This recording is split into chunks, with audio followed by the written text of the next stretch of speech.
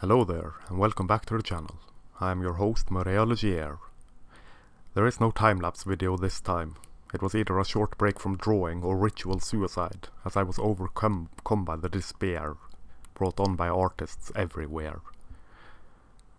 This is deliberately obtuse and lazy, hiding behind drivel to ignore facts.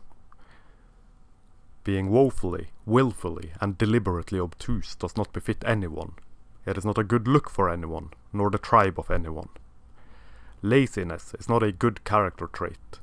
especially when someone uses this trait in order to dissolve opposing sources shown to frantic virtue wavers flagging their flannel-shirted self-flagellating morality atop ivory towers wherein lie the indoctrinated, inoculated, sheltered and echoing chambers of self-assured moral superiority.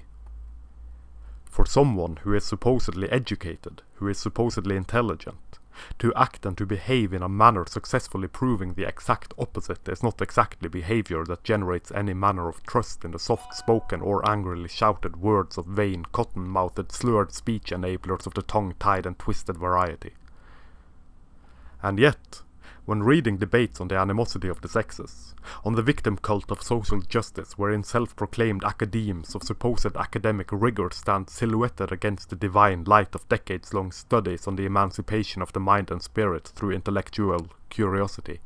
the internalized, the mad and brilliant self-imposed obtuseness floats underhandedly to the forefront of their shiny and pimpled forehead, painting themselves as lazy and incompetent manufacturers of mindful fault lines within the messy mind of echo chamber rhetoric where arguments that do not fall in line with their orthodox religion driven soullessly by dogmatic conviction are never once considered, never once taken into account and added to the vast databank that holds all their prefabricated retorts. Self-choosing and picking paths to walk that are easily stumbled through by shouting regretful tear duct rape force upon their bleary eyes by having to read something with which they disagree on a base instinctual level, on a plainly emotional level, no matter how true or factual. They fall into lines of shivered spinelessness and pretend to misunderstand the argument or the facts and sources presented within the argument, so as not having to take the act of disagreement based on truth into their cataclysmic cranial apocalypse. Purposeful misunderstanding of the lines presented as a counter to their repeated ad infinitum statements makes sense within a tribe of people whose very being is existing in a state of permanent dishevelment gently prodded into their throats and gutless guts by years of indoctrination in lavish halls of lacademia. The notion that anything might go against the grain of their ideology, imprinted in their minds with hammer and sickle, would mean that all that they have been taught, all that they have been told, and all that which they have paid, or their parents have paid, exorbitant amounts for, have been either false or heavily biased bile meant to drive a social movement forward, not the curious nature of man. The arguments, or plain facts, disproving their metastasized cancer ideology cannot properly be filtered through their lenses of intolerant orthodoxy, and so cannot properly be understood, and so must be wrong, or they must have heard it wrong, or it must have been written wrongly, giving cause for confusion in their minds so sprained from the free-form association of faulty academia that they stand unable to comprehend the perceived gibberish from opponents to their teary-eyed view of the world as is exactly as they experience it. Nothing less and nothing more. Or exactly as they have been told that they experience it. Whether this tale of experience is true or not becomes completely irrelevant when one's mind and processes of thought have been beat into compliance with the governing rule of the lacademic tribe, all shining armor and trembling battle cries, whose first and foremost governing rule is that those who take offense are always right if their tribe happen to align with one or other of the supposedly marginalized tribes of rampant hysteria and hypocrisy. In not wanting to show any manner of intellectual weakness in the face of such a horrid thing as truth, fact, reason. Truth, fact, reason of course being the name given to the three-headed dragon of their mythology, a fabled beast who is sent to bring forth Ragnarok and crush underfoot all who oppose evil and its mighty influence upon the world of men. They refuse to read the sources presented them that disprove their toxic victim ways and calls for power and complete dominance.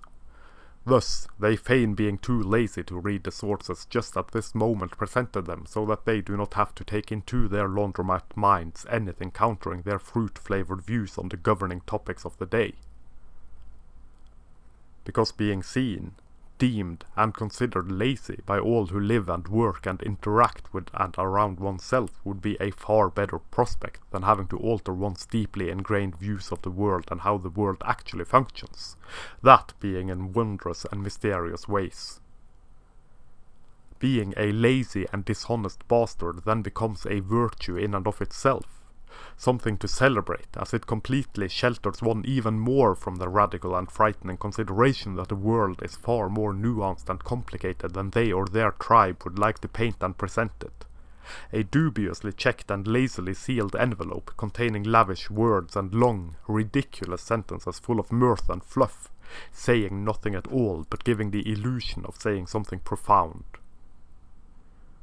Cheap excuses to hide the imminent truth somewhere in the back of the mindful and painful cavity that is their mindless minds, within the vortex created by the constant gnawing doubt in the back of their bird-like flutter-by minds created and maintained by the rigorous rigmarole of their echo chamber and the dilettantes that spit and splutter in their footsteps to be granted inclusion into the holiest of holies,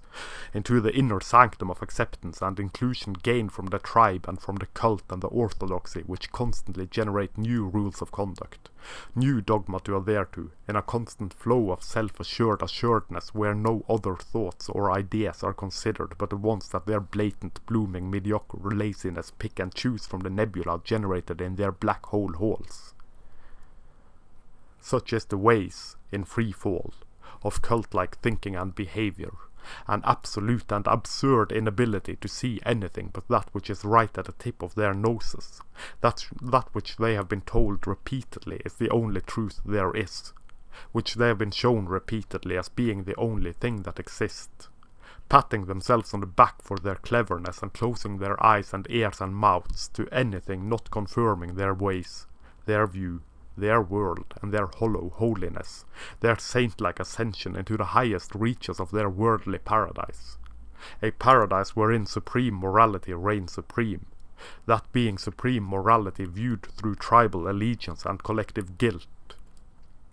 stating quite clearly and succinctly that my tribe good eternal, your tribe bad eternal, and may nothing ever change that view, that truth, that simplicity. Amen. Thank you very much for watching. Here follows an outro most befitting a video of this nature, a blatant attempt at virtual panhandling.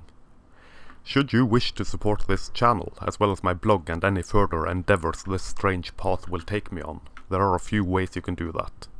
The easiest would be to like, share and subscribe, as well as clicking the sometimes functional notification bell. Having the message, such as it is, manspread and mansplained far and wide will do wonders. You could also support my rambling and barely contained insanity by buying my books, which are linked below. More books will be made available as time allows. I also have a Redbubble shop, linked below, where you can buy prints in various forms of some of the artwork presented in my videos. Or you can contact me through the contact form on my blog for original artwork, commissions or prints direct from the source, so to speak. Until next time, I am your humble bearded bard, Morea Legier, manspreading majestically beneath the steel sky of doom.